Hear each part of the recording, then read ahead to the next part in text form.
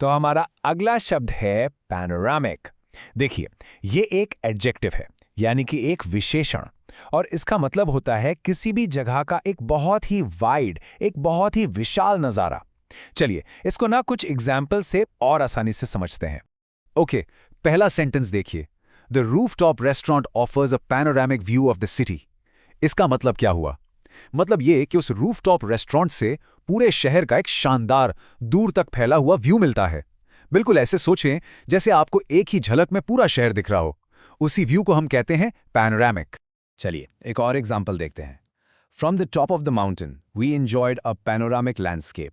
यानी जब हम पहाड़ की चोटी पर थे तो हमने वहां से एक विशाल, मनमोहक नज़ारे का आनंद लिया।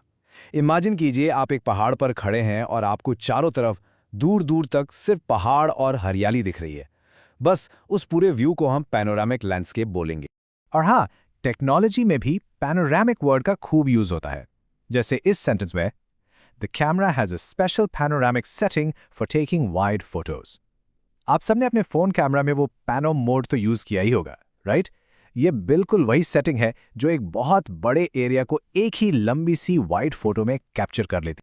पता है, ये शब्द सिर्फ फिजिकल व्यूज के लिए नहीं, बल्कि गहरी बातों के लिए भी यूज होता है। जैसे इस कोट में चार्ल्स ए बेयर्ड कहते हैं, a panoramic view of history is comforting for it shows that in the long run it is the quiet and enduring forces that Triumph.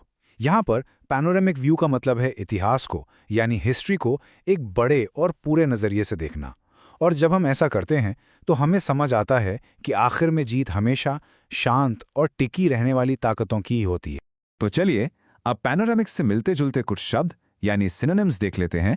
ये हैं वाइड, एक्सपेंसिव, स्वीपिंग और ब्रॉड। इन सब का मतलब ही है चौड़ा, विशाल या दूर तक फैला हुआ। और इसके उल्टे शब्द यानी एंटोनिम्स हैं नैरो, लिमिटेड, रिस्ट्रिक्टेड, जिनका मतलब होता है छोटा, सीमित या तंग।